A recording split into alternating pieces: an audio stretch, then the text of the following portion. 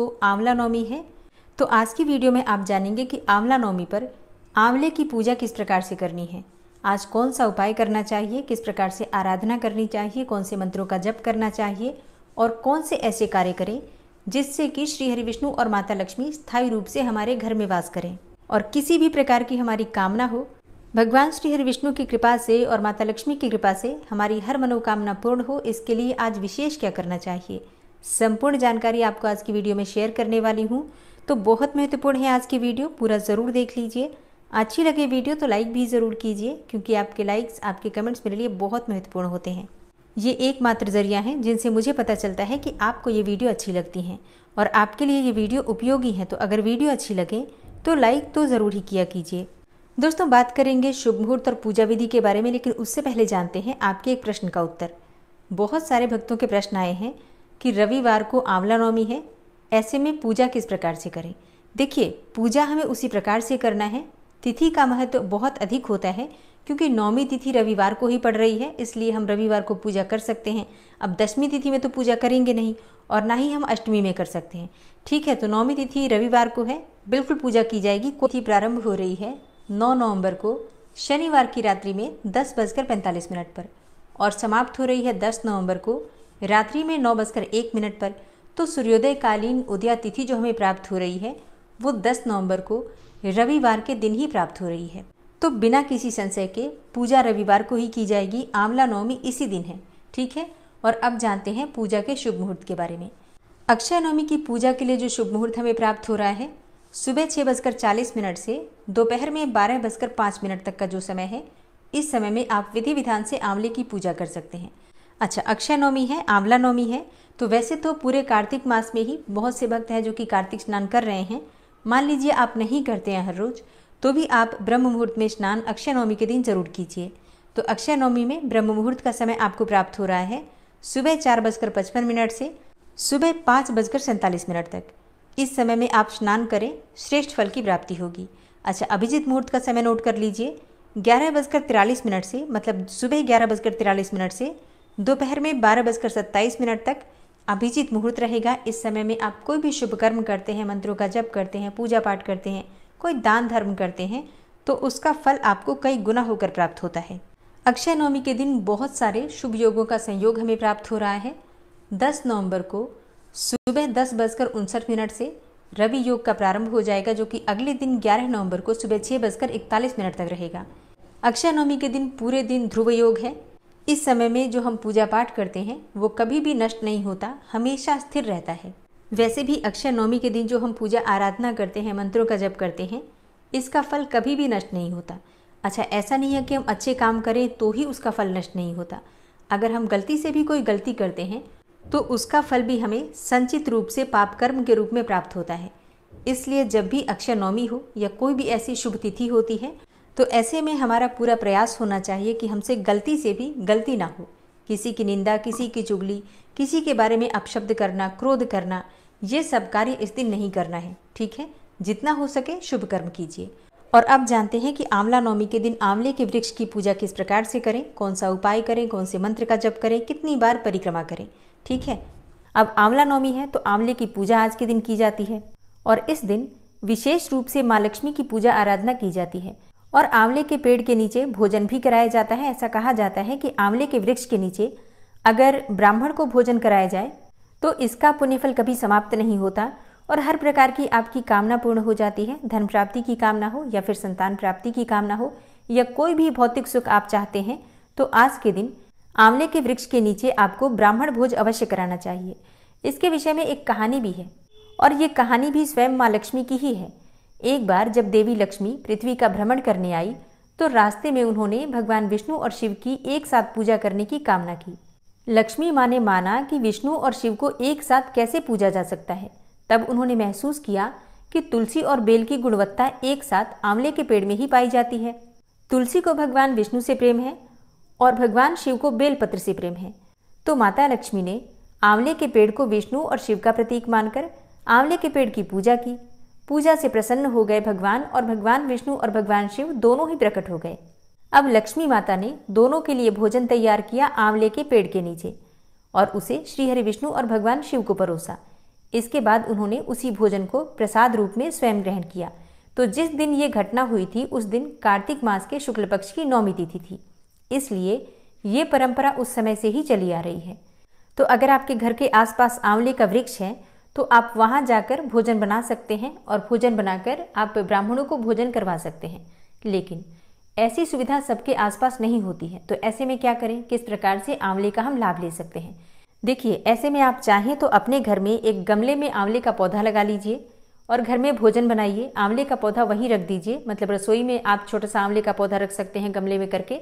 और फिर जब भोजन तैयार हो जाता है तो जिस स्थान पर सब लोग भोजन करते हैं उसी स्थान पर आप आंवला रख दीजिए और वहीं पर आप ब्राह्मण दंपति यानी कि ब्राह्मण और उनकी पत्नी को बुलाकर भोजन करवाइए। इससे भी आपको उतना ही लाभ होगा। और अगर ऐसा भी संभव न हो, मतलब आंवले का पौधा अगर आप गमले में भी नहीं लगा पाते हैं, तो थोड़े से आंवले एक दिन पहले खरीद कर लेकर आइए और एक पात्र में करके अपने घर की रसोई में रख दीजिए। और फिर रसोई में आप भोजन बनाते हैं तो आपको इससे भी समान ही लगभग पुण्यफल प्राप्त होता है। इसी प्रकार से जहाँ पर आप भोजन करते हैं वहाँ पर भी एक पात्र में आपको आंवला अवश्य रखना है। और आंवला नवमी के दिन आंवले का सेवन करना भी बहुत श्रेष्ठ माना गया है।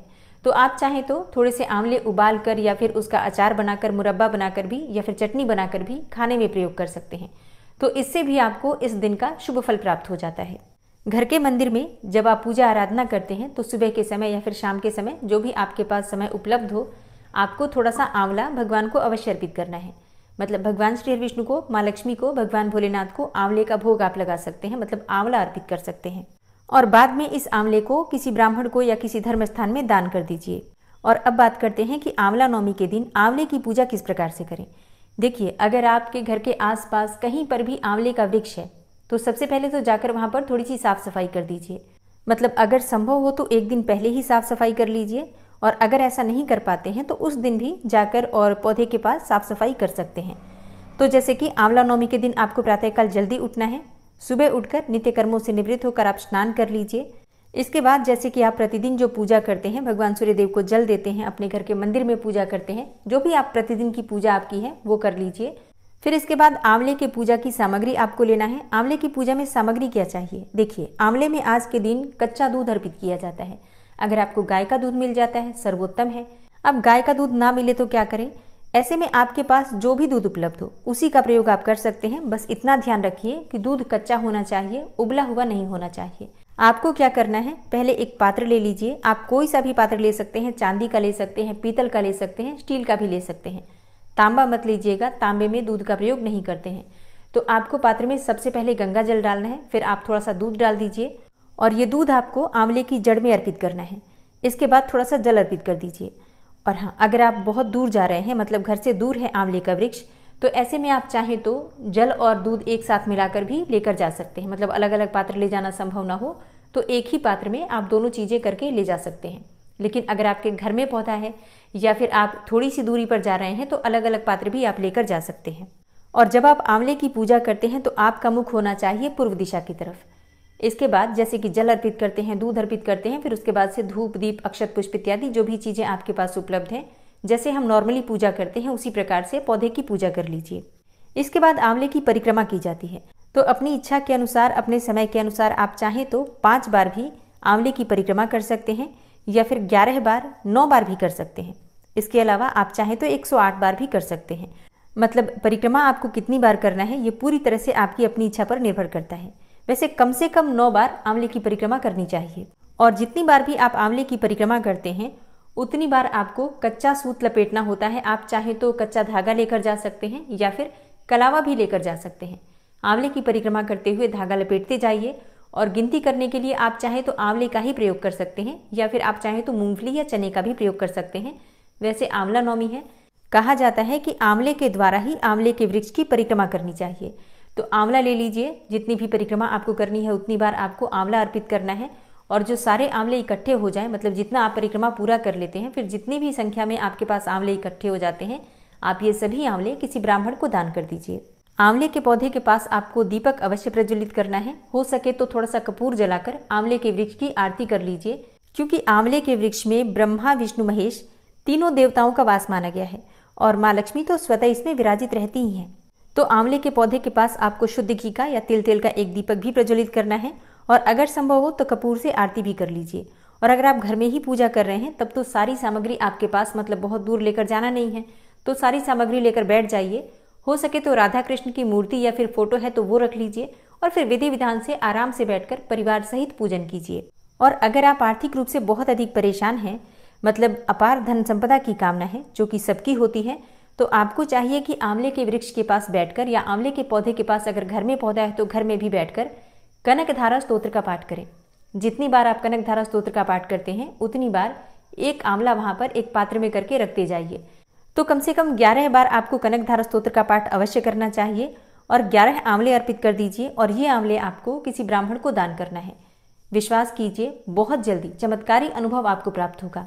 और जैसा कि शास्त्रों में कहा भी गया है कि आंवला नवमी एक ऐसा दिन है जिस दिन अगर आप कोई भी शुभ कर्म करते हैं तो उसका फल आपको जन्म जन्मांतर तक प्राप्त होगा। तो मतलब अब जो आप लक्ष्मी की आराधना करेंगे तो जन्म जन्मांतर तक आपको धन की कमी नहीं होगी। तो कर लीजिएगा, कोई इतना मुश्किल नहीं है कनकधारा स्तोत्र का पाठ करना। अगर नहीं कर पाते हैं पाठ स्वयं से तो आप क्या करेंगे, पूजा कर लीजिए अच्छे से और वहीं पर कनकधारा स्तोत्र आप मोबाइल पर चला कर रख दीजिए और हाथ जोड़कर माँ का ध्यान करके सुन लीजिए आप, इससे भी आपको लाभ होगा। और कनकधारा स्तोत्र की वीडियो इस चैनल पर अपलोड है, आप सर्च करके देख सकते हैं। तो आज का दिन बहुत विशेष है, पूजा अवश्य कीजिएगा। घर के आसपास आंवला हो तो वहां जाकर कर लीजिए, नहीं तो अपने घर में ही छोटे से आंवले का पौधा लगा लीजिए। तो दोस्तों, आंवला नवमी से संबंधित ये है आज की वीडियो। उम्मीद करती हूँ आपके लिए उपयोगी होगी। और हाँ, हो सके तो वीडियो को ज़्यादा से ज़्यादा शेयर कीजिए जिससे कि दूसरे लोगों को भी इस वीडियो का लाभ प्राप्त हो। और अगर आप चैनल पर पहली बार आए हैं, अभी तक आपने चैनल को सब्सक्राइब नहीं किया है, तो आज की वीडियो अगर आपको अच्छी लगे तो चैनल को सब्सक्राइब करके बेल आइकन को जरूर प्रेस कर लीजिए। इससे ये